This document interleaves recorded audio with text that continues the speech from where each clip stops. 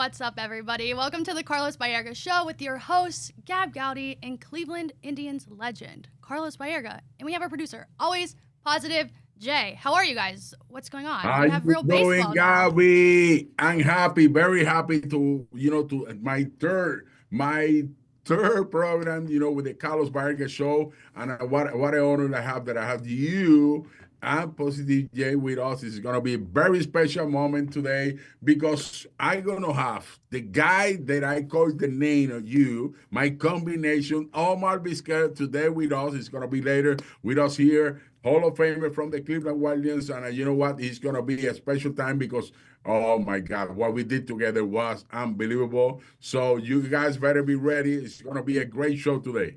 Oh, we're going to have to turn all kinds of double plays with Omar on today. Yeah, it's going to be special, guys.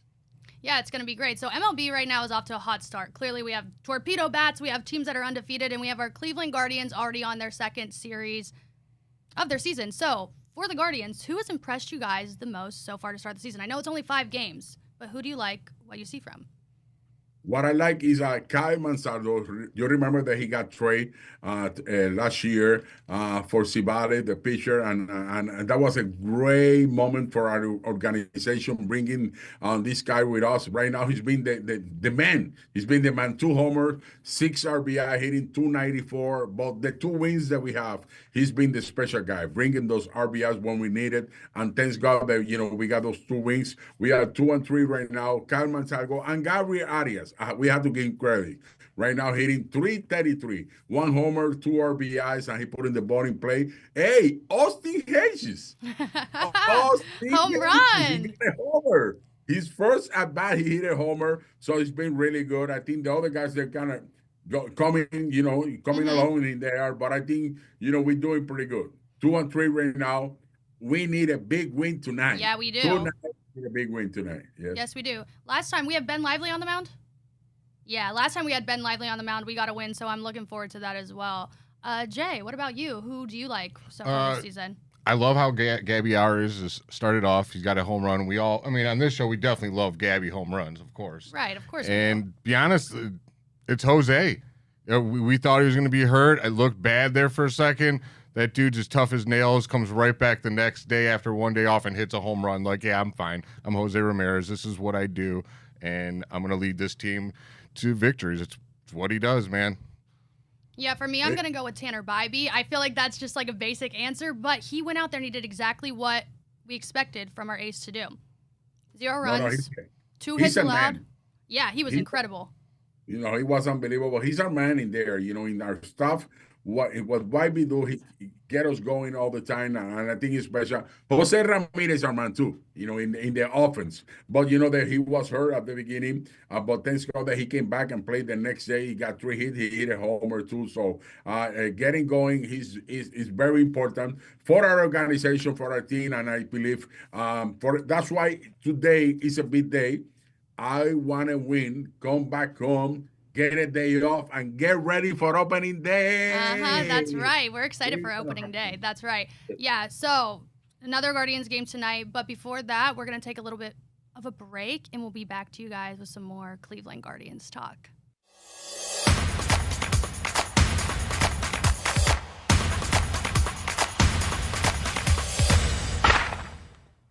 Welcome back to the Carlos Baerga Show with me, Gab Gowdy, Cleveland Indians legend, Carlos Baerga, and always positive Jay. Now, Carlos, I think you have another special guest for us.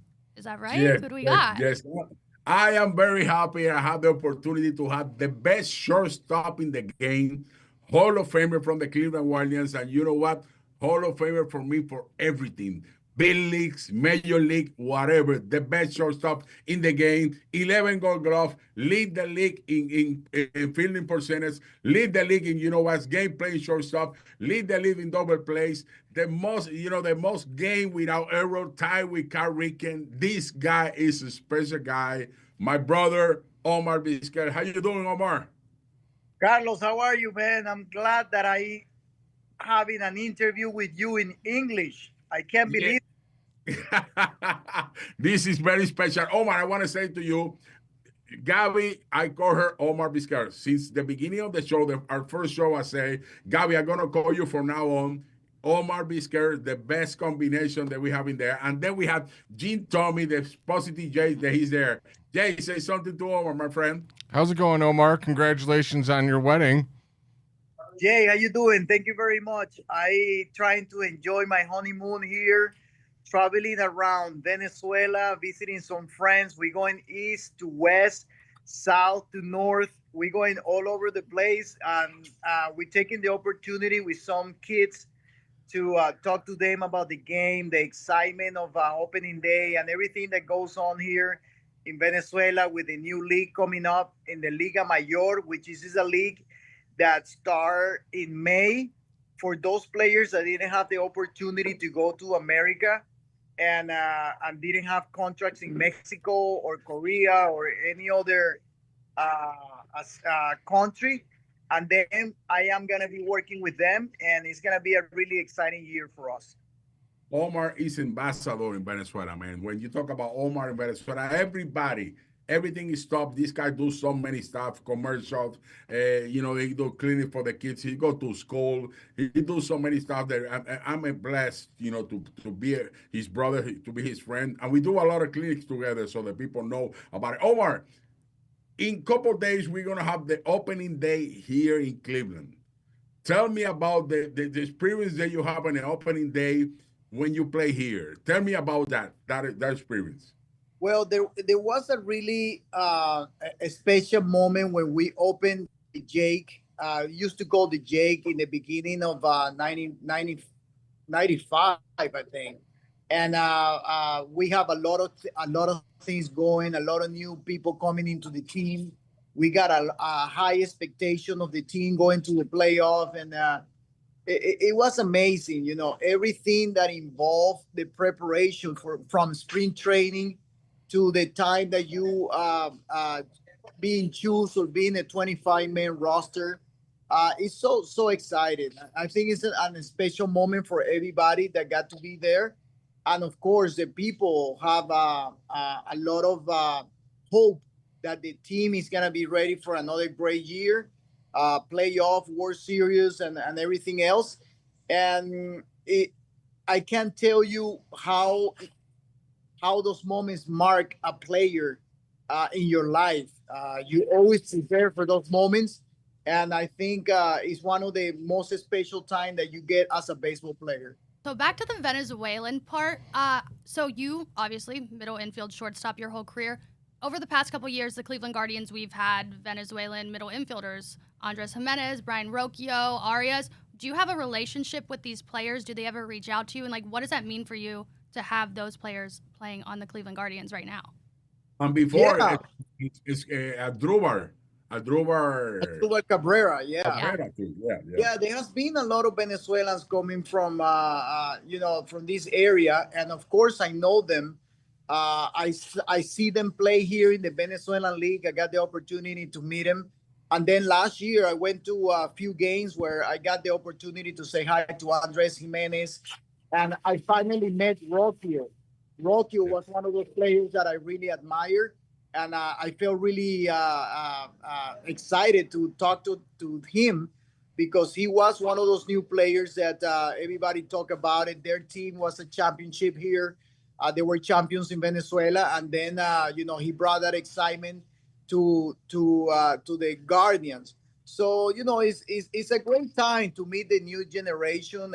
They got a new mentality of the game. The evolution of the new players now is very I admire that because when we came up, the players, I don't think they were as smart as the players nowadays. These guys are prepared differently. They have more meetings. They got more numbers. They talk about statistic. And I think that bring a different concept to the new generation of players. It is a very exciting time for me to have a conversation with them because they bring a lot of different things.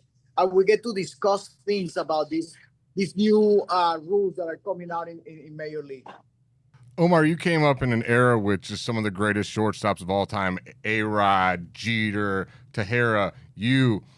But of all of them, none of them had Don't the forget glove about that Carl you Ricken. had. Huh?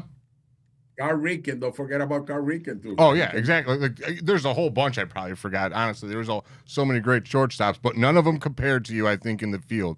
And what you did, to this day, I had never seen anyone do better, is barehand the ball on a fielder. How did you get so good at barehanding the ball? I think when I was growing up, we play a lot of games with balls that we made ourselves, with tape, with socks, with different cardboard juices that you kind of like press them down and then you tape it up. And those balls used to make funny bounce. They always hit you in the chest, they hit you in the face because they're not round all the way. So that give me an opportunity to develop my game to get the skills of bare-handing balls and play without a glove. And then when I get to America and we play with these beautiful parts where they're all smooth, I think I have a little advantage over the other infielders because we were playing with those balls, and I take pride on that. Every day we just call our friends, we go to this park and we play with these balls, and I think that's how I develop my skills of bare-handing balls. Omar, you play in 11 series in the playoff, but I know you're never going to forget about 1995 winning that game in Seattle. They used to live in Seattle. You used to play with Seattle before you got traded to Cleveland. Tell me about that game and going to the World Series. Tell me about the experience, doing it with the Indians. Yeah, I remember that we used to face Randy Johnson. He was one of the toughest pitchers in the league, and everything was against us because we had to go to Seattle and win at least 2 games. And Kenny Lofton have a great game getting on base. There was a play where he scored from second base on a wild pitch. I think in the beginning of the game, it was a controversy call because the mound used to be higher than normal. Remember that we called the umpires, the manager, Mike Hargrove, called the umpires, and they measured the mound, and it was like 2 inches higher than normal. And that's how everything started. We got like in Randy's mind a little bit, and that play a little bit of mind games, and we were experts on that. We really know how to get to the enemy, and I think that really played a huge role in the final game. We finally won those 2 games in Seattle, and then we went to the World Series because of that. But everybody, I mean, those were close game. I think the end of the game was 3-1 or something like that. We knew that we weren't going to score too many runs, so we tried to take advantage of everything that happened around that game, and getting on Randy's mind was one of them. So back to like the mind game part, I was asking Kenny Lofton this last week when we had him on. You guys were really good. People did not like to play against you guys because you guys won a lot of games. Did you guys have any enemies on the field? Any teams that you like to play specifically? And were you guys like trash talking out there? What was the vibe? Yeah, we got a couple of trash talkers. I mean, nice. You find those in every team, and I think of those years, every year was different. They build teams to beat you. Of course, the Yankees were always one of those teams. The Orioles have some good teams. The Boston Red Sox have some teams. So, obviously there was a rivalry every year with different teams. But the most important thing is that we kept the court. Remember that the Cleveland Indians are those times we're signing players with long terms and a low amount of dollars. And a lot of players were criticized because they were maybe leaving some money on the table in order for them to stay with the team. But that created some kind of a great tradition with everybody that went by that team. Even Dave Winfield was part of that. Dennis Martinez, Otto Hershiser. There were players that were Hall of Famers that were playing with us, and obviously that created a great atmosphere in the clubhouse and outside when we decided to go out. So the team was a family. Everybody was playing together, and when you find that in a team, you see some great results. It's funny, yeah, because Lofton said last week how you guys just never stopped believing. You couldn't win any game, and that permeated through the team, and the same thing through the city. Like the fans, we constantly never stop believing you guys could be down 10 runs. We're like, yeah, don't worry, we'll be back. And I think the other teams actually kind of believed it too, because I think you guys just strike the fear of God into some of those pitchers. That lineup was absolutely nasty back in the 90s, man. Yeah, I mean, you can feel it. You can feel the fear from the other side when we got closer to the 7th, 8th, and 9th inning. In 1 year, we were the team that had the most amount of winning percentage coming from behind, and we were never out of the game, even though we were 5 runs down or in the 8th inning. I mean, that team always has something to come back. A walk can become a triple. There were guys with different ways to get on base and win the game with a home run. There were different ways to create runs. I think Manny Ramirez on one of the records when he had 162 RBIs in a year. And that tells you there, Gene told me was the same. That tells you the kind of lineup that we had, that it doesn't matter if you hit 1, 2, or 3. The same way you hit 7, 8, and 9, and you can score a lot of runs. So when you have that, and you can hear it from the other teams, like, oh man, we're coming to Cleveland. You better be ready because these guys are gonna score a lot of runs. And the other players tell you how the pitchers were saying about the lineup. So it was kind of like an intimidation factor. We love it. I've been doing so much research over the 90s Indians, and the one thing I keep finding over and over and over is how the crowds were back then. It felt like every single day had that playoff electricity atmosphere. How fun was that playing in front of those crowds? Amazing. Hey, you got my great show for me. Yeah, amazing, man. Remember that we have 8 years in a row selling out every home game. Yes. So that tells you the kind of craziness that you can create in downtown or around Cleveland. Everywhere you go, you see guys with shirts, with hats, with jackets. Everybody just rooting for the Cleveland Indians, and that give you an extra satisfaction and an extra power just to go there and take every team that you see. Every time you have the people behind you, that's gonna be great. I want to say something to everybody because I love to talk about Omar. Omar was a special player, and we was blessed in Cleveland to have him as my combination first as a player, and the guy, one of the most intelligent players that I ever played with was Omar Vizquel. Omar is the 3rd shortstop in the Major League Baseball with more hits. First, Derek Jeter, second, Honus Wagner, and third is Omar Vizquel. So people know 2,877 hit, 11 Gold Glove. But Omar is unbelievable what he do in the field. He's the older player that plays shortstop with 44 years old. Listen to that. He still had the same body, and this guy show up to play every day, like enjoying. I always said I never play with everybody. He always was smiling, always was good with the kids, always in shortstop. He was like a dancing, something like that. Where you learn that, Omar? Because you really enjoy the game and you still enjoy life. This guy is a musician. This guy is an artist. He can paint. He can do everything. He can be. He can do a show. You can do so many stuff. Where you learn that stuff, Omar? Well, I don't think you learned that, Carlos. I think that comes with your personality. I came with a family where we have a lot of cousins that we party every weekend in the house. My mom have 8 brothers, and Wow. everybody have kids. So we came from a big family. I don't think that I was very shy in the beginning, and that give me, I think, a sense of a good sense of humor. And I was always joking around with everybody, and I think that show up in the field. I was always smiling. My mom and dad always teach me good values about life. If you can respect people, people will respect you. And I think that's one of the things that I always live by in my life. Even though that, sometimes we run into some trouble, but we learn from those troubles and we move on. And I'm very excited that I get to play with a lot of great players in the game. and you learn from everybody, even for your coaches, your managers, everybody that is around you. I mean, I was lucky to play in the Cleveland Indians where were so many stars players, and you learn how to play the game with respect, and you show it on the field.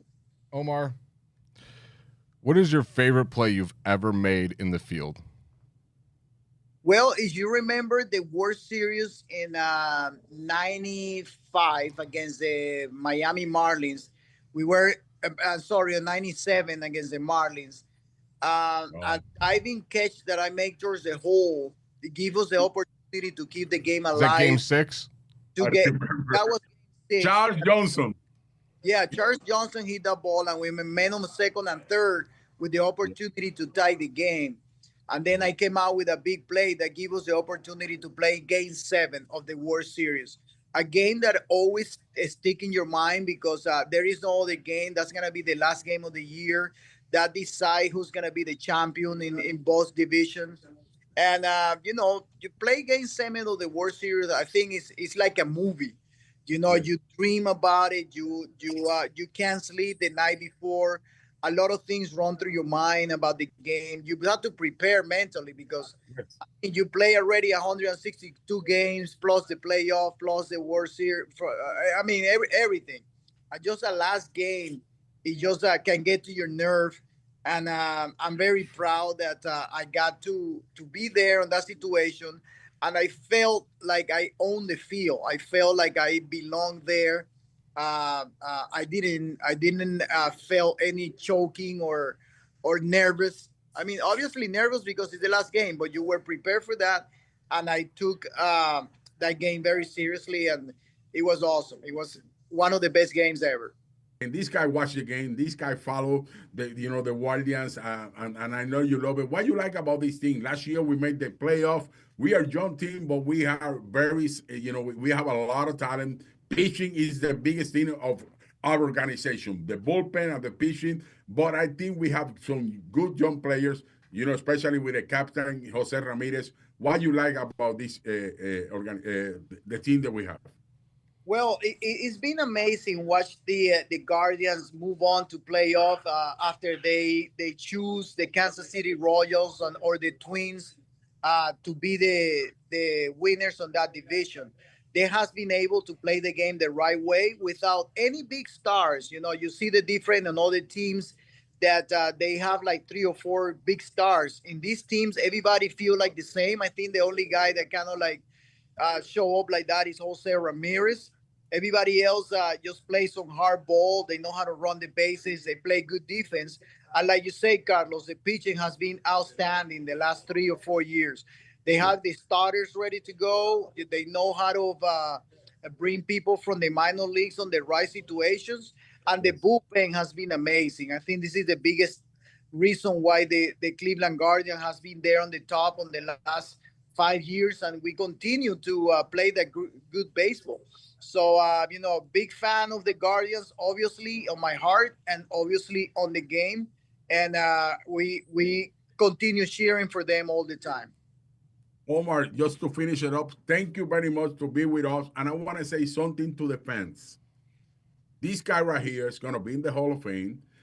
And you guys have to be proud to have a team in 1995 that when at least in 10 more years, you're going to have at least 10 players in the Hall of Fame. We already got 3, Eddie Murray, Dave Winfield, and Jim Thome. Omar is coming, Kenny Lofton is coming, Manny Ramirez is coming, the other Hershiser is coming, and Dennis Martinez is coming, and they're going to be a Hall of Famer too. That never happened before in any team in history of the Major League Baseball. They had 10 players in 1 year to be in the Hall of Fame. You guys have to be proud of 1995 team. Omar, you was part of that. God bless you. All the best for you. And thank you always for being a part. This year is going to be the 30th anniversary, 1995. People, you have to be at the ballpark. August 29th, you have to be there. Everybody going to be there. We're going to have fun together. God bless you, Omar. Thank you, Carlos. And thank you for the Jay and Gabby for this opportunity. I love you guys. Take it easy, Omar. Bye-bye.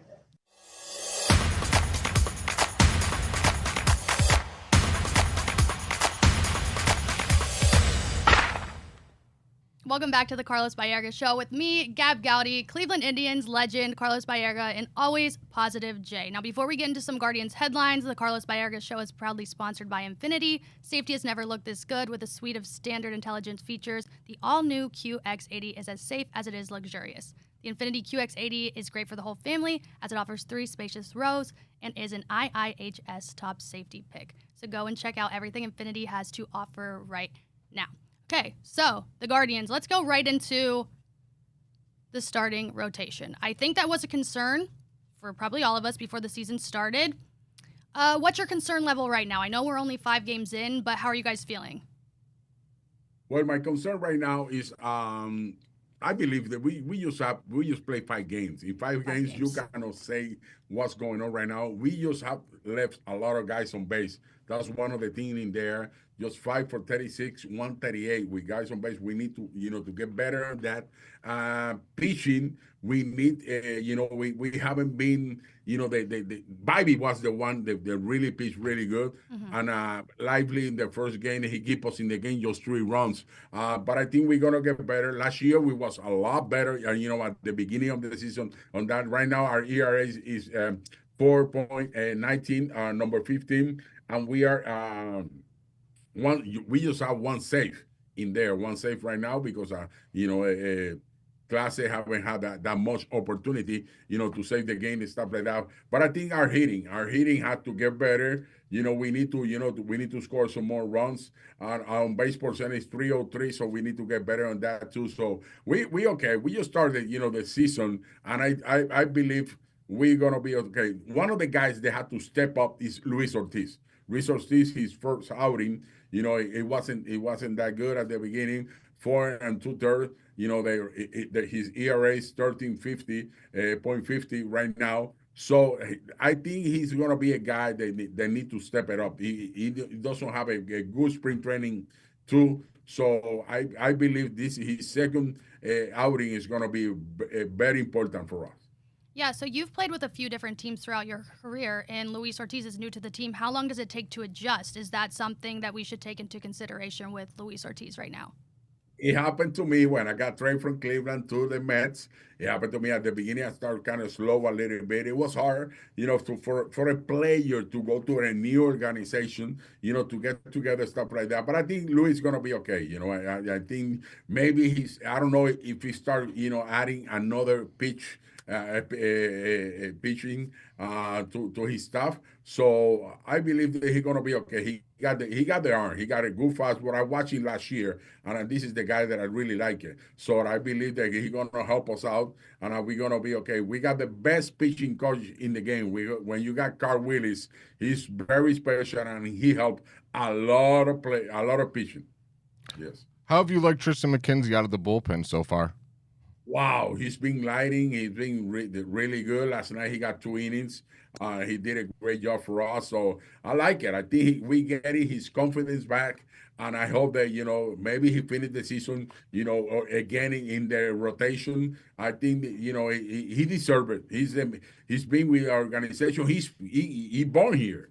He born here, through the minor. He went through the minor league stuff like that. And if there's somebody that I really want him to, to do really good, is him. And he bring a good attitude. He's a veteran player, young player, when you see the numbers, but he's a veteran player. He's been here for a long time. So I believe that he can step up and have a good year for us.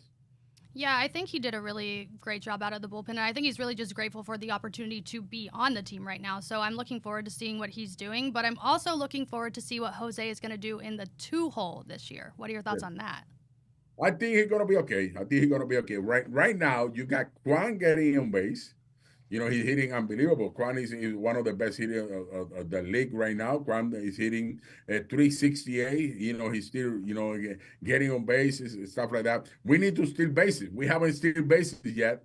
That's something that we need to start doing it. Right now, we don't have We haven't steal any bases. We score 18 runs, so we need to start scoring some runs. So we need to get on base, stuff like that. But we're gonna be okay.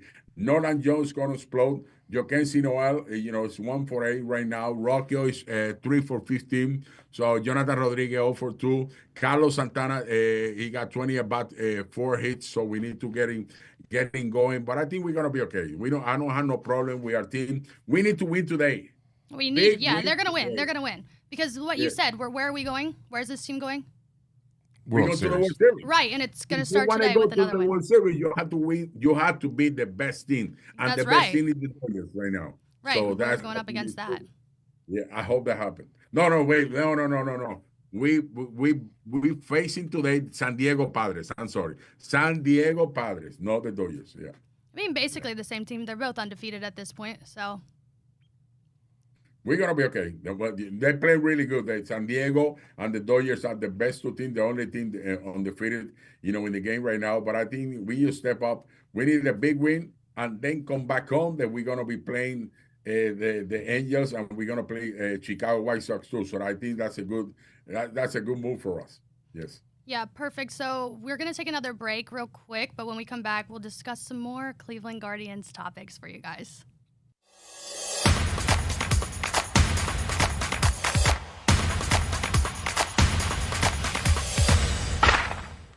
Welcome back to the Carlos Baerga Show with me, Gab Gowdy, Cleveland Indians legend Carlos Baerga, and always positive Jay. Now, boys, we have some baseball games coming up. We're going to be leaving San Diego. We're going to go to LA. We're going to be playing the Angels. And these Angels kind of have me impressed to start the season. They're winning baseball games. What are your thoughts on this upcoming series? First, we're going to play Chicago. We're going to forget about Chicago. They are going to be the first team that we're going to face the first day in opening day here in Cleveland. So we need to beat those guys at least. I want to take all 3 games against Chicago and maybe 2-1 against the Angels. I think you want to finish here, winning the series, but we're really, really good. I know that, we face great pitching. We face good team over there in the West. So we need to come back here. This is at home.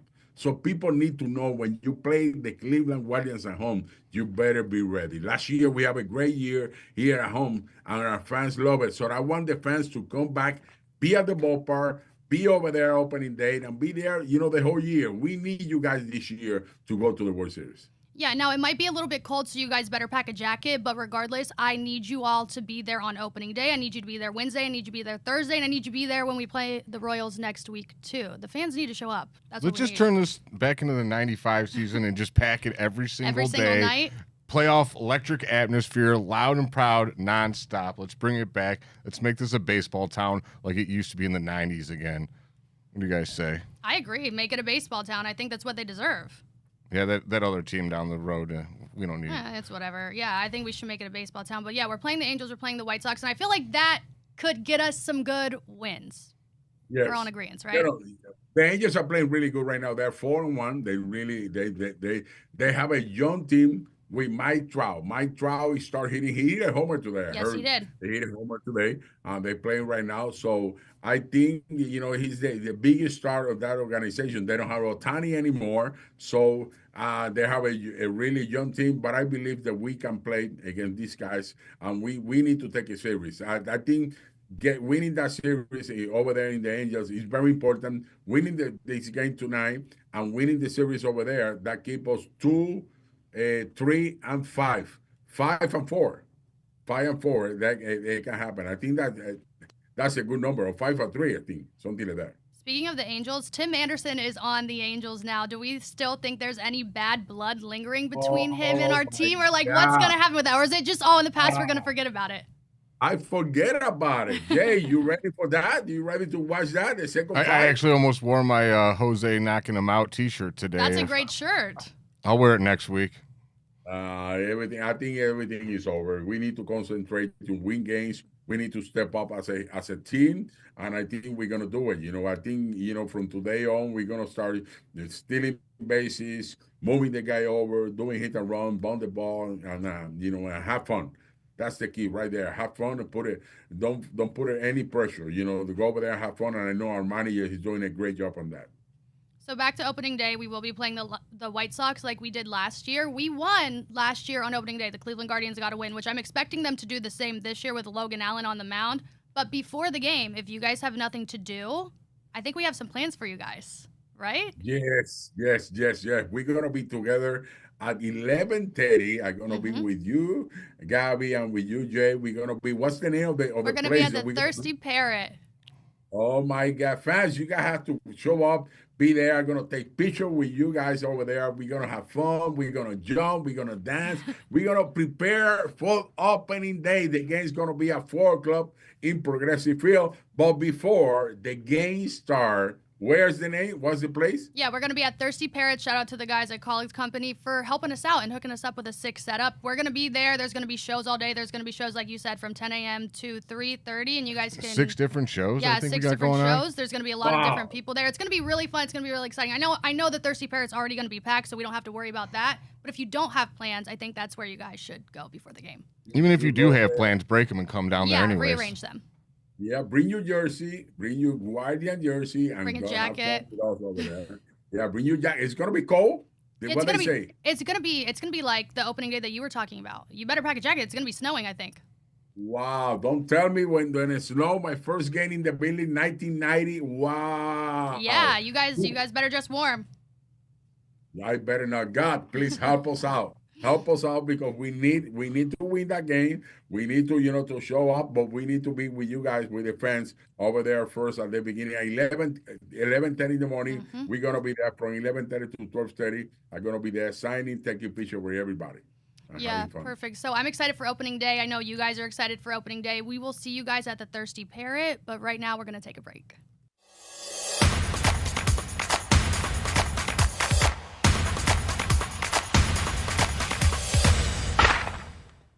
Welcome back to the Carlos Baerga Show with me, Gab Gowdy, Cleveland Indians legend Carlos Baerga, and always positive Jay. Now, we did a lot of Guardians talk, but let's do some around the league, which the hottest topic in baseball right now, which you can't avoid it anywhere. You'll see it on social media, anywhere you're scrolling. It's the torpedo bats.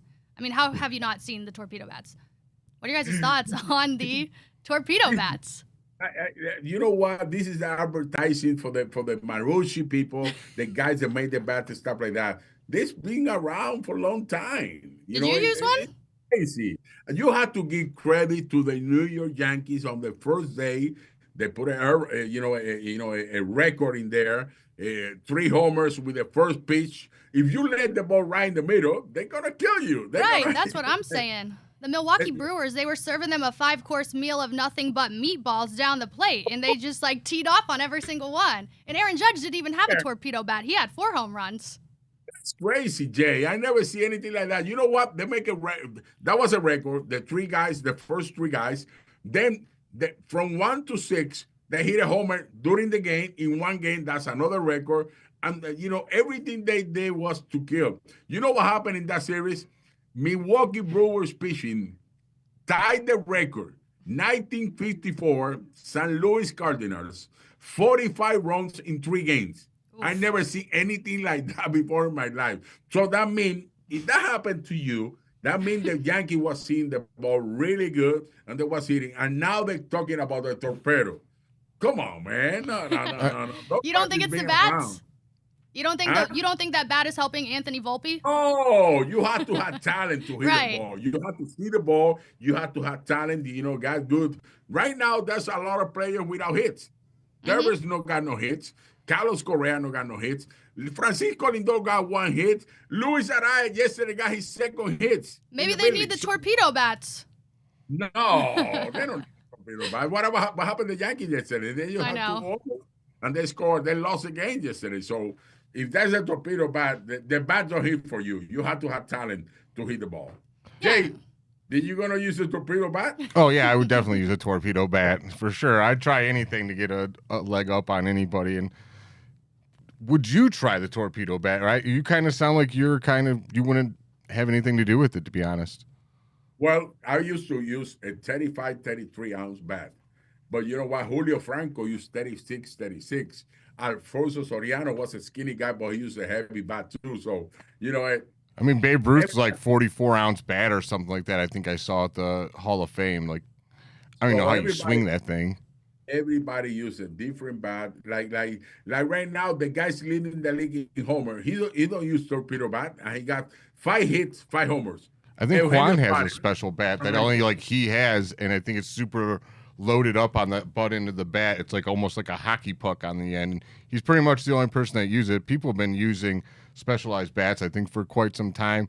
It just the makers of that bat are the only people happier than Yankees and Yankee fans for that Right. first day because they're just like, yeah, because it's a copycat league, and people see something like that, people are their eyes are gonna be like, oh no, maybe I'll give that a try and see how it works. And sometimes, like I'm with you, Carlos. I think it just you got to put the bat on the ball, and hope for the best. But if it gives you a middle edge and you think it might help you, then so be it.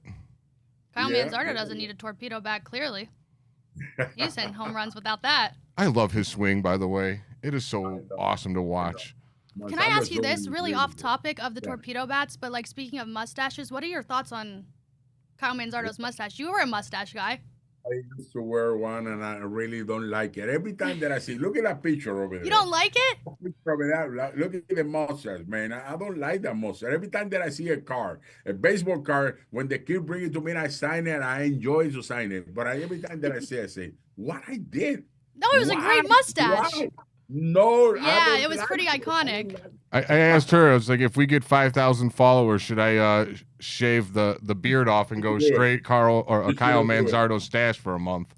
Yes, please, guys. Let's follow. You know what? Carlos Oh no, Baerga it's Show. on wax. Now I got to do it, huh? Yeah, and then I'll tape one on to join you. That'll be it. Yeah. We'll put that out there on the social. 5,000. When we reach 5,000 followers, APJ will shave the beard. And then No, I Carlos, haven't you bring shaved it in your 20 mustache years. back too. You bring your mustache back too when we get the 5,000. We all do a mustache day. Yeah. Oh, it's gonna be good. It's gonna be good. But we need to talk about that. You know what the situation right now? That's a couple of teams are playing really good. The Yankees are playing good. Tampa Bay are playing good. In our division, everybody's 2-3. Just Minnesota 1-4. But in the West, it's the Angels. They're doing really good. 4-1. 5-2. The Rangers, they're doing really good. In the National League, the Philadelphia Phillies 3-1. And the Miami Marlins are playing really good this year. Great start. St. Louis Cardinals 3-2.